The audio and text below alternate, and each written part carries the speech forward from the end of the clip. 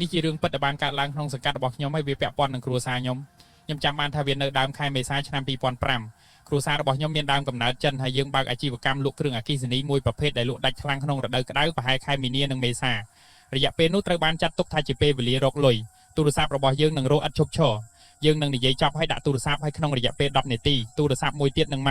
កវាកាត់ឡើងស្ទើរពេញមួយថ្ងៃអាជីវកម្មបានរីកចម្រើនវាឈានដល់ចំណុចដែលរោងចក្រមិនអាចតាមតម្រូវការឈ្មោះនីមួយៗត្រូវទៅរោងចក្រដោយផ្ទាល់ដើម្បីឆក់យកភាគហ៊ុនពេលខ្លះយើងថែមទាំងមានអ្នកលក់ផលិតផលនៅពេលយើងមិនមានក្នុងស្តុកពេលខ្លះអតិថិជននឹងទូរស័ព្ទមកដោយសារពេលវេលាដំឡើងរបស់ពួកគេជិតមកដល់ប៉ុន្តែផលិតផលទើបតែមកដល់ខ្ញុំទទួលស្គាល់ថាវានឿយហត់និងមមាញឹកខ្លាំងណាស់ក្នុងអំឡុងពេលនោះប៉ុន្តែវាក៏សប្បាយដែរព្រោះវាជាអំឡុងពេលដែលរកចំណូលបានច្រើនបំផុតក្នុងឆ្នាំនេះបើអ្នកមិនបានទាញយកប្រយោជន៍ពីឥឡូវនេះតើអ្នកនឹងនៅពេលណាដោយសារយើងត្រូវការស្តុកទំនិញហើយយើងមិនមានកន្លែងស្តុកទុកគ្រប់គ្រាន់នៅផ្ទះយើងត្រូវជួលផ្ទះតូច2ជាន់មួយនៅផ្លូវមួយក្បែរផ្ទះរបស់យើងពួកគេមិនបានប្រើជាន់ក្រោមសម្រាប់ស្តុកទុកទេហើយម្ចាស់បានរស់នៅជាន់ខាងលើម្ចាស់គឺជាអ្នកដែលស្គាល់គ្រួសាររបស់ខ្ញុំនាងឈ្មោះមីងកៅជាស្ត្រីជនជាតិចិននៅលីវមានមុខវែងនិងសក់រួញខ្លីនាងចាស់ជាងម្ដាយខ្ញុំកាលនៅក្មេងមីងកៅនាងធ្លាប់ធ្វើការនៅផ្ទះខ្ញុំនាងជាមនុស្សស្ងប់ស្ងាត់មិនសូវមានទំនាក់ទំនងឬនិយាយស្ដីច្រើនទេរៀងរាល់ព្រឹកឪពុកខ្ញុំនិងបុគ្គលិករបស់គាត់នឹងបើកផ្ទះមីងគីវដើម្បីដំឡើងរបស់មួយសម្រាប់អតិថិជនក្នុងពេលនោះមីងគីវបានបាត់ខ្លួនប៉ុន្តែដោយសារនាងរស់នៅម្នាក់ឯងហើយស្ងាត់គ្មានអ្នកណាចាប់អារម្មណ៍ពេលបើកទ្វារយើងធំក្លិនស្អុយគ្មានអ្នកណាដឹងថាក្លិនអ្វីនោះទេប៉ុន្តែអ្នករាល់គ្នាដែលបើកទ្វារចូលផ្ទះបានធំក្លិនវាអ្នកខ្លះបានកត់សម្គាល់ថាតើទឹកត្រីមានជាតិជូរមែនទេឪពុកខ្ញុំថាឈួតទេម្ចាស់ផ្ទះជាជនជាតិចិនធ្វើម៉េចមានទឹកត្រីមានជាតិជូរដូច្នេះគ្មានអ្នកណាដឹងថាក្លិនអ្វីនោះទេព្រឹកនោះឪពុកខ្ញុំបានទៅបើកផ្ទះមីងគីវជាមួយបុគ្គលិកគាត់2នាក់គឺសានឆៃនិងទេពជាក្មេងប្រុសហើយគាត់ជាបងថ្លៃរបស់សានឆៃដោយសារយើងនៅក្មេងហើយតាក់ទងនឹងអែនឆៃយើងបានប្រើបរោះនោះមុនឈ្មោះគាត់ប៉ាខ្ញុំនិយាយថាថ្ងៃនោះពេលបើកទ្វារក្លិនស្អុយជាងធម្មត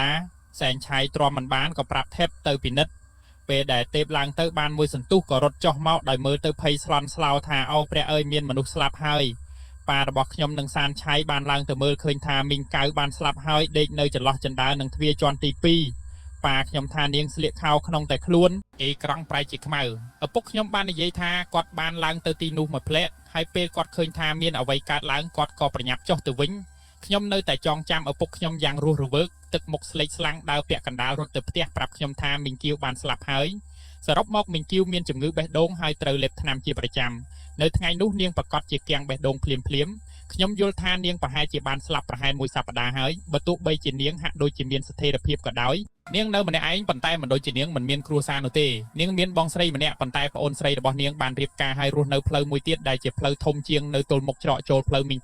គីវប្រហែលមិនចង់រំខានគ្រួសារបងស្រីទេទើបគាត់រើចេញហើយរស់នៅម្នាក់ឯងមីងខ្ញុំបានទៅប្រាប់ប្អូនស្រីពីដំណឹងនេះពេលបងស្រីរបស់មីងគីវមកដល់គាត់យំដោយនិយាយថាគាត់មិនជឿថាបងស្រីគាត់បានស្លាប់បាត់ទៅហើយនាងងឿងឆ្ងល់ថាតើចៅបានលួចចូលនិងសម្លាប់នាងឬយ៉ាងណាទោះបីវាមិនមែនជាករណីក៏ដោយព្រោះគ្មានសញ្ញានៃការបង្ខំឬទម្លាយចូលផ្ទះពុតតាមពិតទៅថ្ងៃមុនឪពុកខ្ញុំរកឃើញសពខ្ញុំបានចូលផ្ទះមីងកៅដោយខ្លួនឯងខ្ញុំចាំបានថាវាជាប្រលប់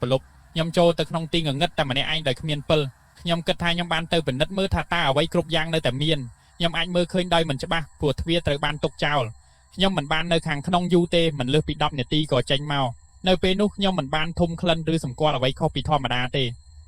មិនយូរប្រមាណក្រោយពីអ្នកមីងកៅបានស្លាប់រឿងរបស់នាងបានបន្តคล้ายជាប្រធានបទសន្ទនាគ្នាក្នុងចំណោមមនុស្សនៅតាមផ្លូវនៅពេលនោះមានបរិសុទ្ធចំណាស់ម្នាក់ធាត់មានក្បាលពោះប៉ោងដែលមានសតិមិនប្រក្រតីផ្ទះរបស់គាត់មានជម្រៅជ្រៅក្នុងផ្លូវរៀបរាប់ពីផ្លូវតូចចង្អៀតណាស់មានតែទទឹងល្មមអាចឲ្យឡានមួយដើរឆ្លងកាត់បើមានឡានផ្សេងព្យាយាមបើកឆ្លងត្រូវប្រយ័ត្នកុំបុកគ្នាក៏មានផ្ទះទីប្រជុំជន2ជាន់នៅសងខាងនៃផ្លូវដ៏ខ្លីផងដែរមិនដល់100ម៉ែត្រមានបន្លាយមួយហើយបន្ទាប់មកមានស្ពានថ្មើរជើងបន្ទាប់មកយានជំនិះធំនឹងមិនអនុញ្ញាតទេមានតែកង់ឬម៉ូតូប៉ុណ្ណោះបន្ថែមពីនេះវាคล้ายជាប្រឡាយធារាសាស្ត្រនិងចំការដំណាំជាបន្តបន្ទាប់មានផ្លូវមួយទៀតកាត់ចូលទៅខាងក្នុងបន្ថែមទៀតហើយបរិយាកាសជុំវិញនៅតាមផ្លូវនេះគឺពាក់កណ្ដាលទីក្រុងពាក់កណ្ដាលជនបទបរោះចំណាស់ម្នាក់នេះធ្លាប់ដើរលេងនៅទីនេះច្រើនអង្គុយដេកហើយស្បត់ខ្លាំងមួយម៉ាត់សំដៅលើប្រដាប់ភេទបរោះអាយ៉ាទេគេថាគាត់បែបនោះព្រោះកាលគាត់នៅក្មេងគាត់បានប្រយុទ្ធក្នុងសង្គ្រាមវៀតណាមហើយត្រឡប់មកក្នុងស្ថានភាពនោះវិញយប់មួយតាចាក់ដេកនៅមុខផ្ទះមីងគីវលុះព្រឹកឡើងប្រជាពលរដ្ឋនៅតាមដងផ្លូវបាននិយាយថាពួកគេបានឮគាត់និយាយទៅកាន់ខ្លួនឯងថាអូយប់មិញខ្ញុំគេងមិនលក់មានមូសនិងខ្មោចជាច្រើនមករំខានខ្ញុំពេញមួយយប់គិតទៅមនុស្សចិត្តមិនស្ងប់ និយាយបែបនឹងឲ្យដេកនៅមុខផ្ទះមិនតិចទេមួយសន្ទុះក្រោយមកមានសេចក្តីរាយការណ៍មកថាប្អូនស្រីរបស់មីងគៀវបាននិយាយថាពួកគេនឹងត្រូវរៀបចំពិធីសូត្រមន្តនៅផ្ទះព្រោះព្រះសង្ឃមួយអង្គបាននិយាយថាវិញ្ញាណក្ខន្ធអ្នកមីងគៀវនៅតែនៅក្នុងផ្ទះហើយមិនបានទៅណាទេច្រើនឆ្នាំក្រោយមកវាមិនមែនជាផ្ទះរបស់មីងកែវទេប៉ុន្តែផ្ទះមួយទៀតនៅក្បែរនាងគ្រួសារជនជាតិថៃបានផ្លាស់ប្ដូរមកបើកភោជនីយដ្ឋានលក់បាយនិងគុយរីសម្រាប់យកទៅក្រៅយប់មួយខ្ញុំចាំបានច្បាស់ប្រហែលម៉ោង3ទៀបភ្លឺភ្លើងបានឆាបឆេះផ្ទះនោះខ្ញុំរត់ទៅមើលក៏បានឃើញម្ដាយដួលសន្លប់ដោយសារតែកូនគាត់ជាប់នៅជាន់លើហើយបានស្រែកហៅឲ្យជួយប៉ុន្តែគាត់មិនអាចក្រោកទៅជួយបានទេដោយសារភ្លើងឆេះកូនប្រុសគាត់ស្លាប់ដោយសារស្រោបផ្សែងនឹកស្មានថាឈឺចិត្តជាម្ដាយពេលឃើញកូនប្រុសយំសុំជំនួយតែមិនអាចជួយសង្គ្រោះបានរហូតដល់ស្លាប់កន្លែងកូនគាត់ស្លាប់គឺពិតជាកន្លែងដែលអ្នកស្រីកៅស្លាប់ផ្ទះផ្សេងដាច់តែជញ្ជាំងផ្លូវនេះនៅចុងក្រោយបន្លាយជាកន្លែងរោងចក្រវាជារោងចក្រដែលខ្ញុំបានឃើញយូរមកហើយតាមដែលខ្ញុំអាចចាំបានរថយន្ត pick up ហើយសំបីតាឡានធំដូចជាកង់10ជួនកាលចូលទៅក្រៅប៉ុន្តែដូចខ្ញុំនិយាយអញ្ចឹងវាជាផ្លូវតូចដូច្នេះរថយន្តប្រភេទហ្នឹងមិនចូលញឹកញាប់ទេបើឡានធំវាពេញផ្លូវជាច្រើនឆ្នាំមុនពេលខ្ញុំរៀនថ្នាក់ទី5ប្តីប្រពន្ធជនជាតិចិនរស់នៅផ្ទះជាមួយគ្នាដែលមានមីងចំបើកតូបគុយរីពួកគេបានបើកផ្ទះរបស់ពួកគេជាភោជនីយដ្ឋានខ្ញុំចាំថាបានញ៉ាំបាយលាយជាមួយបង្គាជាលើកដំបូងក្នុងជីវិតរបស់ខ្ញុំនៅទីនេះក្រោយមកប្តីរបស់នាងបានស្លាប់នៅក្នុងផ្លូវលំនេះបន្ទាប់ពីត្រូវរថយន្តបើកបុកក្រោយពីស្លាប់មនុស្សនៅតាមផ្លូវឃើញគាត់ដើរតែម្នាក់ឯងក្នុងពេលយប់ផ្ទះមួយខ្នងដែលមានទីតាំងជិតមាត់បន្លាយត្រូវបានគេចាត់ទុកថាមានទ្រព្យសម្បត្តិច្រើនជាងផ្ទះផ្សេងទៀតនៅតាមផ្លូវម្ចាស់ជាបរិសុទ្ធវ័យកណ្ដាលសម្បុរស្រែមឈ្មោះពូធឿង